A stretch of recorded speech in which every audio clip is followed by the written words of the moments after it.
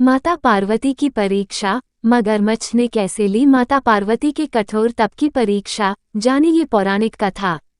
माता पार्वती और भगवान शिव का विवाह साधारण विवाह नहीं था। शिव जी को पति स्वरूप में पाने के लिए उन्होंने कई जन्म कठोर तप किया।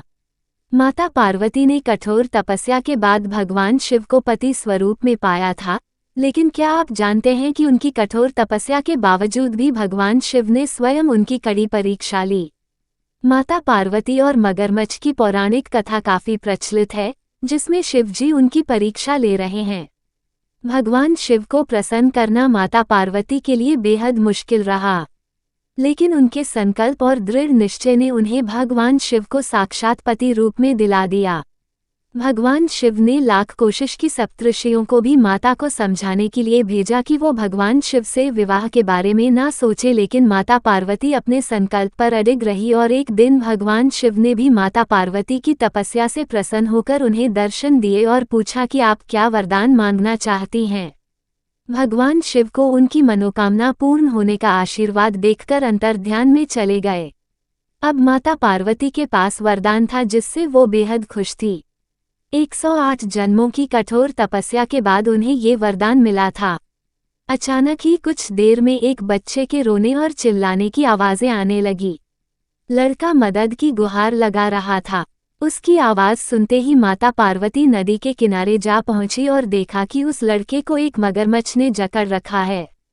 लड़के ने माता पार्वती से कहा कि आप मुझे बचा लें, मेरा कोई नहीं है, ना माँ है, ना पिता है, ना ही कोई मित्र है, अब आप ही मेरी रक्षा कर सकती हैं। इस पर माता पार्वती ने मगरमच्छ से आग्रह किया कि हे ग्राह, आप इस लड़के को छोड़ दें। मगरमच्छ ने माता पार्वती से कहा कि जो भी उन्हें दिन के छठे प्रहर में मिलता है वो उसका भोजन करते हैं और ये उनका नियम है।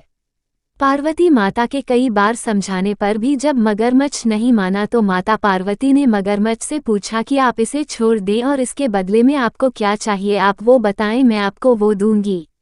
मगरमच्छ ने लड़के को छोड़ने के बदले में पार्वती जी के तप से प्राप्त वरदान का पुण्य फल मांग लिया। ये पुण्य फल माता पार्वती को 108 वर्ष संघर्ष के बाद प्राप्त हुआ था, लेकिन पार्वती जी फिर भी तैयार हो गईं। मगरमच्छ ने बालक को छोड़ दिया और वरदान से तेजस्वी बन गया। माता पार्वती ने उस लड़के को तो बचा लिया, लेकिन एक बार फिर वो उस घोर तपस्या में बैठ गईं। भगवान शिव फिर प्रकट हुए और माता से पूछा कि आपको जो चाहिए था मैंने आपको वो दे दिया, तो अब आप दोबारा ये तप क्यों कर रही हैं? मैंने आपको पहले ही मनमांगा वरदान दे दिया है। इस पर पार्वती जी ने शिव जी को बताया कि उन्होंने एक बालक की रक्षा के लिए वो वरदान एक मगरमच्छ को दे दिया है। इस पर शिव जी प्रसन्न होकर बोले, मगरमच्छ और लड़के दोनों के स्वरूप में मैं ही था। तुम्हारी परीक्षा लेने के लिए ही मैंने ये लीला रचाई थी।